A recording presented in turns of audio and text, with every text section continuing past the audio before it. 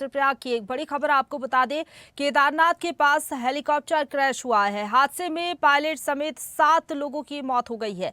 ये बहुत बड़ा हादसा हुआ है। हेलीकॉप्टर क्रैश होने की वजह से 7 लोगों की मौत हो गई।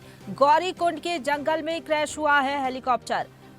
तो आर्यन एविएशन का हेलीकॉप्टर क्रैश हुआ। हादसे पर मुख्यमंत्री पुष्कर सिंह धामी ने दुख जताया है। रुद्रप्रयाग में हेलीकॉप्टर हादसा दुखद, ही मुख्यमंत्री ने लिखा। चारधाम यात्रा में हेलीकॉप्टर सेवा पर अब रोक लगा दी गई है। इस हादसे के बाद, हेलीकॉप्टर क्रैश के बाद ये बड़ा फैसला लिया गया है। और इसी खबर पर ज्यादा बातचीत के लिए सी स्टेट हेड अवनीश जैन हमारे साथ फोन लाइन पर जुड़ गए हैं। अवनीश जी, अगर बात करें तो ये कोई पहला हादसा नहीं है, इसके पहले भी हादसे होते रहे, हेलीकॉप्टर क्रैश होता रहा है और ये दुखद है कि 7 लोगों की मौत हो गई इसमें। इस हादसे से क्या लग रहा है, आगे सबक लिया जाएगा?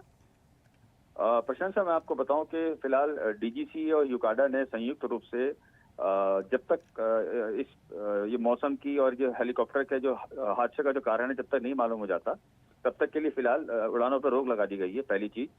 दूसरी चीज ये कि जो एयर ऑपरेटर हैं, जो हेली सर्विस ऑपरेटर हैं, ये मनमानी पर उतारू हैं।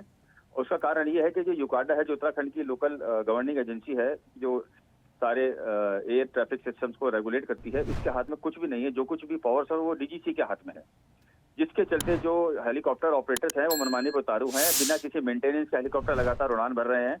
कई बार तो ऐसा लगता है जैसे कुछ टैक्सी चल रही हो।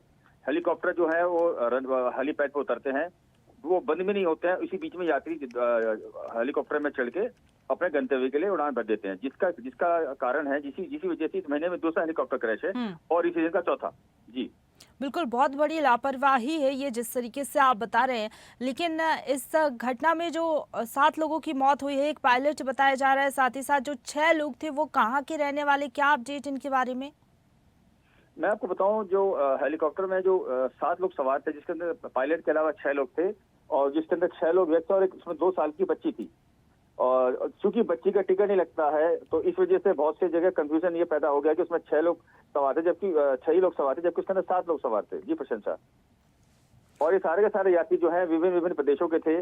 कोई महाराष्ट्र का था, कोई बंगाल का था और कोई उत्तर प्रदेश का था। तो सब मिला के तकरीबन 7 लोग सवार थे। बिल्कुल, हादसे को लेकर कोई जांच के आदेश दिए गए हैं क्या?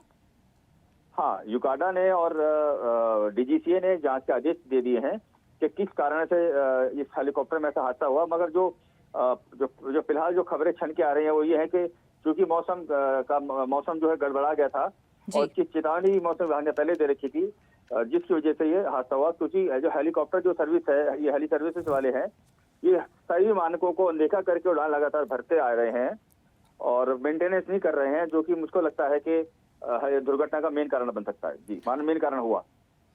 जी, शुक्रिया आपका हमारे साथ जुड़ने के लिए और अपडेट हम तक पहुंचाने के लिए।